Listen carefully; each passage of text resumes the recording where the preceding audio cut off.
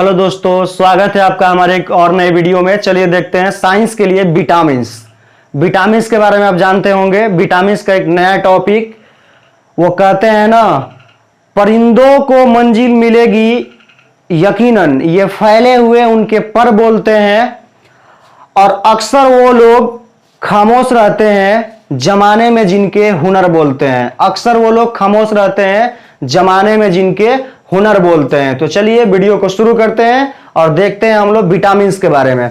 देखिए, विटामिन का आविष्कार फंक ने किया था। किसने किया था? फंक ने किया था।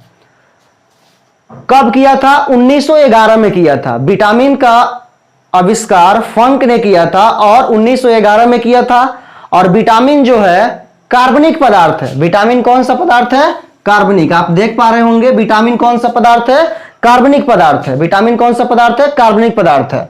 देखिए, कुछ ऐसे विटामिन होते हैं जो जल में घुलनशील होते हैं और कुछ ऐसे विटामिन होते हैं जो जल में नहीं घुलते हैं, आसानी से नहीं घुल पाते हैं, जो जल में अघुलनशील होते हैं। तो जो जल में नहीं घुलेगा तो वो वसा में घुलता है, फैट में घुलता है और भी अकार्बनिक पदार्थों में घुलता है। तो आप देखिए, जैसे मान लीजिए कि यहां पे जल में घुलनशील विटामिन बी एवं सी है। इसका ट्रिक आप कैसे, यानी जल में घुलने वाला विटामिन बी और सी है। तो यहां पे देखिए WBC ट्रिक आप देख पा रहे होंगे। WBC, W से वाटर, और वाटर में सॉल्युबलेट कौन होता है? विटामिन बी और विटामिन सी। वाटर में सॉल्युबलेट कौन होता है, यानी घुलनशील कौन होता है? विटामिन बी और सी। इसके बाद जितने विटामिन होते हैं, चाहे वो ए हो, चाहे डी हो, चाहे ई हो, चाहे के हो, सभी विटामिन जल में घुलनशील नहीं होते हैं, बल्कि उसको हम बोल सकते हैं कि जल में अघुलनशील होते हैं। ये वसा और कार्बनिक पदार्थों में घुले होते हैं। विटामिन ए, डी और ई और के। आप देख पा रहे होंगे वसा और कार्बनिक घोलों के घुलनशील विटामिन ए, डी, ई, के। तो आप इस पे क्या सोच रहे हैं? आप सोच रहे होंगे कि जल में घुलने की बात आएगा तो विटामिन बी और विटामिन सी होगा, और जब जल में अघुलनशील की बात आएगा तो विटामिन ए, डी, ई, के, यानी जितने विटामिन होते हैं ए, बी, सी, डी, ई, के, उसमें बी और सी जल में घुलता है। बाकी किसमें घुलता है? वसा और कार्बनिक पदार्थ का घुलनशील होता है, यानी जल में वो घुलता नहीं है, जल में अघुलनशील होता है। तो आप इस बात को समझ पा रहे होंगे। जल में पूछेगा तो WBC, वाटर में कौन घुलेगा? बी और सी, बाकी जल में नहीं घुलता है। अब अगला टॉपिक है विटामिन की कमी से होने वाले रोग। विटामिन की कमी से कौन कौन सा रोग होता है? आप डॉक्टर के पास जाते हैं, वो बोलता है कि आप ये आपकी विटामिन ए की कमी से, विटामिन ए की कमी है, विटामिन ए की कमी है तो ये खाइए, ये गाजर खाइए। उसके बाद विटामिन सी की कमी है तो आंवला खाइए। इस तरह के सलाह देते हैं। तो होते क्या है उसके बारे में हम लोग पढ़ेंगे।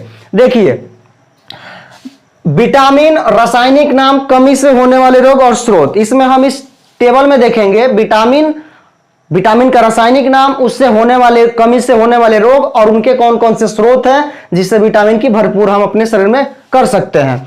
देखिए, सबसे पहला नाम आता है विटामिन ए। विटामिन ए का रासायनिक नाम होता है रेटिनॉल। और यहां पे है इसके कमी से होने वाले रोग, रतौंधी और संक्रमण का खतरा। सबसे ज्यादा बार पूछता है कि विटामिन ए की कमी से कौन रोग होता है। तो आप रतौंधी की बात कर रहे हैं, मतलब रेटिना आप नाम सुने होंगे, और रेटिना से ही बनता है रेटिनॉल। रेटिना आपकी खराब हो जाएगा, रेटिना पे अच्छा से फिगर नहीं बनेगा, उसको ही बोलते हैं रतौंधी। और वो रेटिना से ही बना है रेटिनॉल। और इसका दूर करने के लिए सबसे अगर अच्छा स्रोत की बात करेगा तो ये होगा आपका गाजर। सबसे अच्छा स्रोत क्या होता है? गाजर। विटामिन ए का प्रमुख स्रोत गाजर। इसके बाद तो दूध, अंडा, पनीर, पपीता, हरा साग सब्जी में विटामिन ए होता ही है, लेकिन अच्छा हेवी स्रोत पूछेगा, हेवी सोर्स तो गाजर होगा।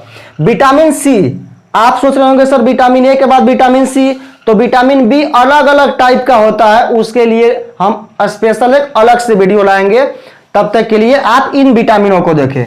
विटामिन सी का नाम है एस्कॉर्बिक एसिड, और एस्कॉर्बिक एसिड से आपको याद आ रहा होगा इसकी कमी से होने वाला रोग कौन है? स्कर्वी। और मसूड़ा फूल जाता है। और उसके साथ साथ सबसे ज्यादा विटामिन सी किसमें होता है? आंवला में। विटामिन ए, सी का प्रमुख स्रोत की बात करेगा तो आंवला होगा, नींबू, संतरा, खट्टे पदार्थ। जितना खट्टा पदार्थ होता है सब में क्या होता है? विटामिन सी होता है।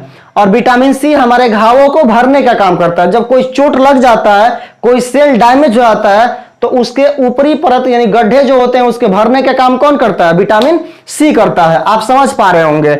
उसके बाद है विटामिन डी, कैल्सीफेरॉल नाम है इसका, और इससे होने वाले रोग है रिकेट्स।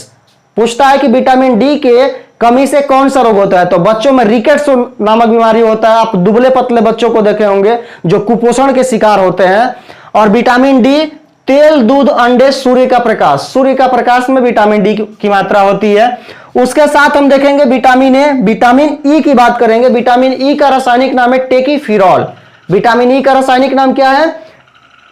टोकोफिरॉल है। और जनन शक्ति का कम होना, आप समझ पा रहे होंगे। जिसमें विटामिन ई की कमी होती है उनकी आनुवांशिक क्षमता यानी जेनेटिक्स में प्रॉब्लम आने लगता है, और डॉक्टर सलाह देता है कि आप जमा हुआ बीज यानी बीज जो अंकुरित होता है, जैसे चना हो गया, गेहूं हो गया, ये सब खाने का सलाह देता है। और इसके साथ साथ हरी साग सब्जी, तो आप समझ ही रहे होंगे, सब में विटामिन में ये लिखा हुआ है हरी साग सब्जी। विटामिन के जिसको बोलते हैं फिलोक्विनोन यानी इसका रासायनिक नाम है। और इसकी कमी से रक्त का थक्का नहीं जमता है। जैसे मान लीजिए कि कोई आपका दोस्त है और उसका हाथ कट गया, चाहे आपका ही हाथ कट गया, अगर रक्त का थक्का नहीं जम रहा है तो आप समझ लीजिए कि आप हीमोफीलिया का शिकार हो गए हैं। और इस रक्त का जब थक्का नहीं जमता है तो आपका रक्त पूरा शरीर से बाहर निकल जाएगा, यहां तक कि कभी कभी व्यक्ति की मृत्यु तक हो जाती है। और इस रोग का सबसे बड़ा कारण है विटामिन के, और विटामिन के टमाटर, हरी साग सब्जियों में पाया जाता है। अब देखिए, रक्त का थक्का अगर नहीं जमता है तो रक्त का थक्का जमाने में आप सुने होंगे थ्रोम्बोसाइट, जिसको प्लेटलेट्स बोला जाता है, वो मदद करता है। तो उसके बारे में ये अलग टॉपिक से, प्लेटलेट्स अलग से हम चर्चा करेंगे। तब तक के लिए इस वीडियो में बने रहने के लिए और हमारे वीडियो देखने के लिए धन्यवाद।